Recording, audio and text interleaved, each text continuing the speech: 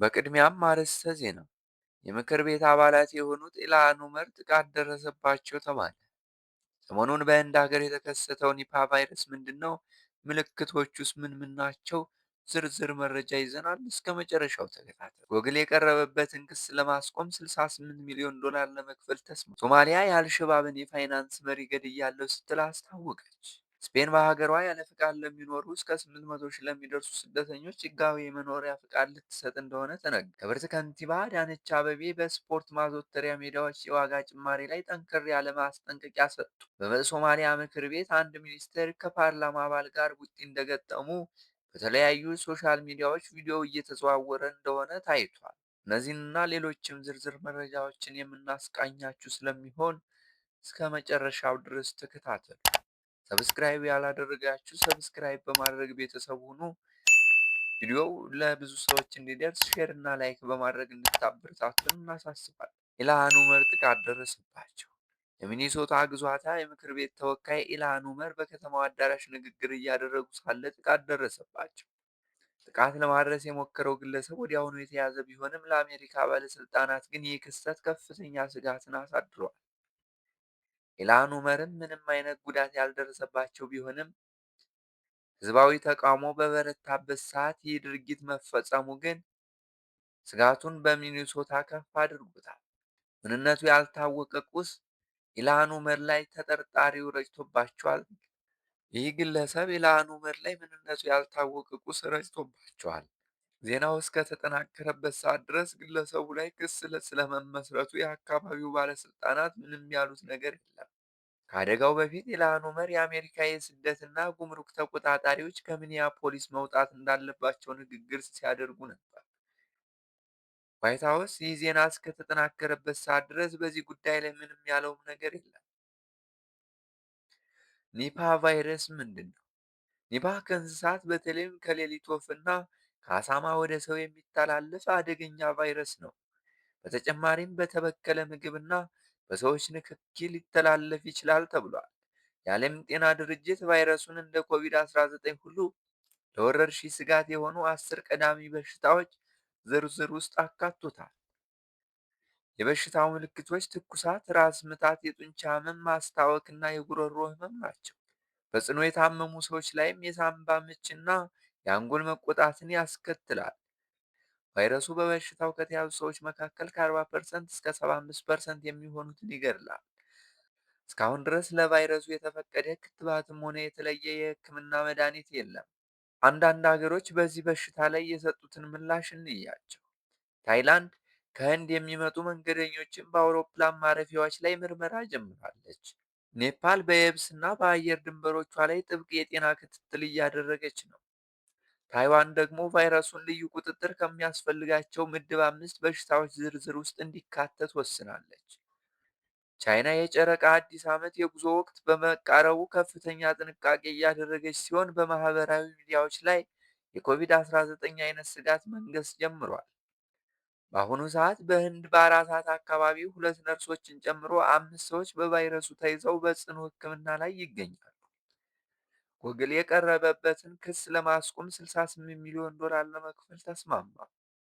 ጎግል የድምፅ እገዛ መተግበሪያው ጎግል አሲስታንት የሰዎችን ንግግር ያደምጣል በሚል በካሊፎርኒያ ፍርድ ቤት ቢከሰስም አሁን 68 ሚሊዮን ዶላር በመክፈል ክሱን ለማቋረጥ መስማማቱ ተነግሯል። በክሱም መተግበሪያው ያለ ሰዎች ፍቃድ እንደሚሰራና የሰዎችን ንግግር እንደሚያደምጥና ንግግሮቹን ወደ ጎግል እንደሚልክ ተመላክቶ ነበር። ጎግል ክሱን ለማቋረጥ 68 ሚሊዮን ዶላር ለመክፈል መስማማቱን ሲገልጽ የአሜሪካ ዳኛ ስምምነቱን እንዲያጸድቁት ግን ይጠበቃል ተብሏል። በተመሳሳይ ከሳምንታት በፊት የአፕሉ ሲዲ ተመሳሳይ የሰዎችን ንግግር ያደምጣል የሚል ክስ ተከፍቶበት 95 ሚሊዮን ዶላር በመክፈል ክሱን ለማቋረጥ መስማማቱ ይታወሳል። ሶማሊያ የአልሸባብን የፋይናንስ መሪ ገድያለሁ ስትል አስታወቀች።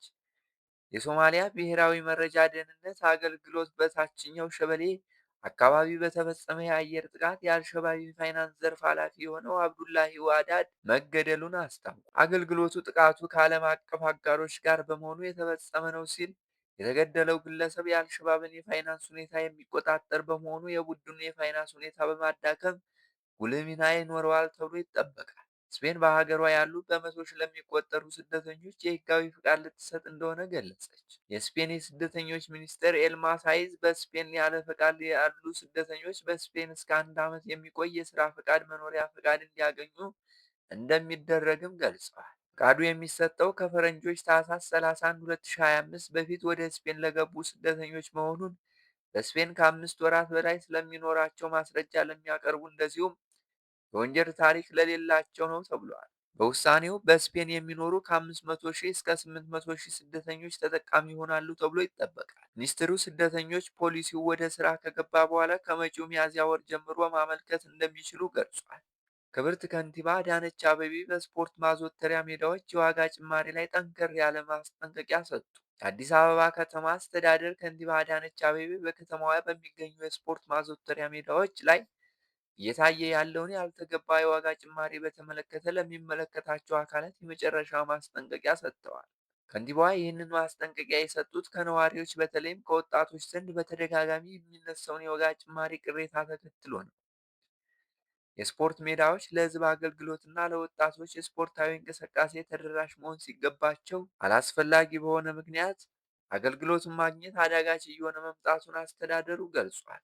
ማስጠንቀቂያው በቀጥታ ለክፍለ ከተማ እና ለወረዳ አመራሮች እንዲሁም ሜዳዎቹ እንዲያስተዳድሩ ኃላፊነት ለተሰጣቸው አካላት የተላለፈ ነው።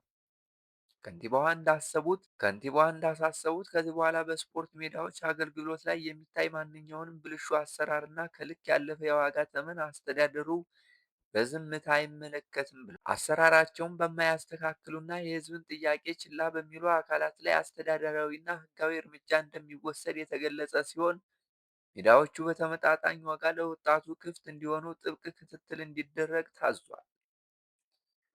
የከተማ አስተዳደሩ ዋና ግብ ስፖርታዊ እንቅስቃሴዎችን በማስፋት ጤናማ ትውልድ መገንባት መሆኑ ከንቲባዋ ጠቁመዋል። ይህ እንዲሳካ ደግሞ በቢሊዮን የሚቆጠሩ ብር ወጪ የተደረገባቸው ሜዳዎች ለጥቂት ግለሰቦች መጠቀሚያ ሳይሆኑ ለሰፊው ወጣት በተመጣጣኝና ፍትሐዊ በሆነ ዋጋ አገልግሎት መስጠት እንዳለባቸው በድጋሚ አረጋግጠዋል። በሶማሊያ ምክር ቤት አንድ ሚኒስቴር ከፓርላማ አባል ጋር ቡጢ ገጠሙ።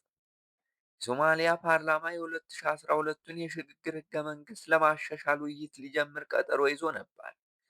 ሆኖም በስብሰባው ወቅት የተቃዋሚ ፓርላማ አባላት ከመቀመጫቸው በመነሳት መዝሙር በመዘመርና መፈክሮችን በጩኸት በማሰማት መርሃ ግብሩን ለማስተጓጎል መሞከራቸውን የአካባቢው መገናኛ ብዙሃን ዘግበዋል።